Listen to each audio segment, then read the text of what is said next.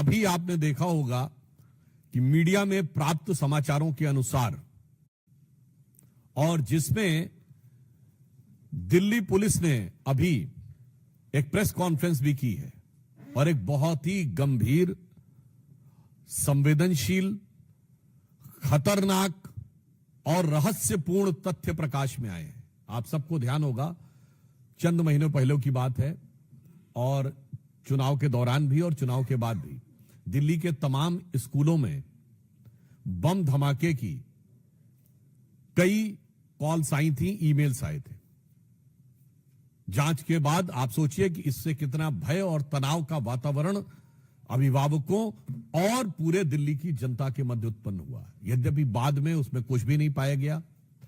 फिर जब इस विषय की गहनता से जांच की गई और यह ट्रैक करने का प्रयास किया गया कि ये ईमेल्स कहां से आ रहे हैं, तो बहुत ही आश्चर्यजनक तथ्य प्रकाश में आया कि मूलतः यह ईमेल एक ऐसे व्यक्ति के द्वारा आ रहे थे जो अल्पवयस्क है। These all emails were originating from a person who is juvenile. और आप समझिए, उसने कई 100 स्कूलों को इस प्रकार की फर्जी कॉल्स किए।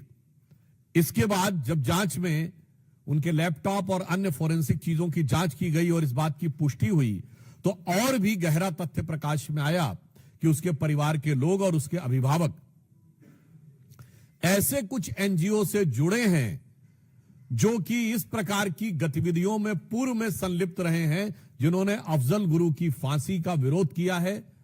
और ऐसी तमाम गतिविधियां जो कानून व्यवस्था की दृष्टि से राष्ट्र की सुरक्षा के लिए घातक मानी जाती हैं, उन गतिविधियों के समर्थन की बात आई है। अब इससे गहराई इसलिए बढ़ रही है कि क्या कोई अल्पवयस्क बालक अपने मन से कर रहा है? इसका मतलब उसे शिक्षा कैसी दी जा रही है?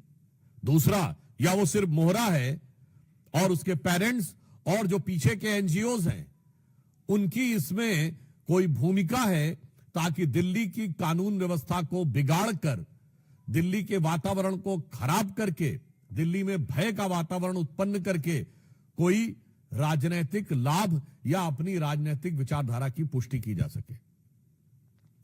अब जो समाचार उपलब्ध हैं, जो जानकारियां उपलब्ध हैं, उससे बहुत गहरा संदेह हो रहा है, क्योंकि हम सभी जानते हैं कि दिल्ली में आम आदमी पार्टी का बहुत गहरा संबंध न सिर्फ तमाम ऐसे अवांछित एनजीओ से रहा है और तमाम ऐसी गतिविधियों से रहा है जो अफजल गुरु की हैंगिंग और देश विरोधी तमाम गतिविधियों में लिप्त रहे हैं।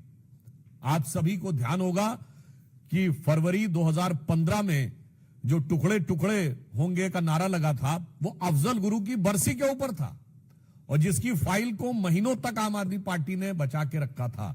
इसलिए अब यह रहस्य गहरा रहा है कि वो एनजीओ कौन है, वो एनजीओ के लोग कौन हैं, उनका आम आदमी पार्टी से कोई संबंध है क्या?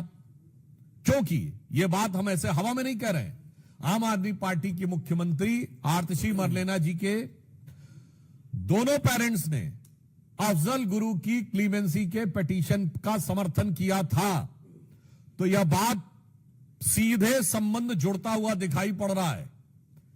यानी वहां के सर्वोच्च नेतृत्व के साथ, और उस जमाने में याद करिए वो सब लोग, प्रशांत भूषण, शांति भूषण, अन्य बहुत सारे लोग थे, आप बड़ी लंबी लिस्ट है, वो सब उस समय आम आदमी पार्टी के सदस्य थे। यानी आम आदमी पार्टी का एक संगठन के रूप में उनके साथ संबंध बहुत साफ दिखाई पड़ रहा था। तो अब ऐसी जानकारी लगती है और यह ऐसा ही गहरा संदेह आता है, जो पुष्ट होता हुआ नजर आता है कि क्या इस चीज में आम आदमी पार्टी का या उनसे जुड़े एनजीओ का कोई संबंध है।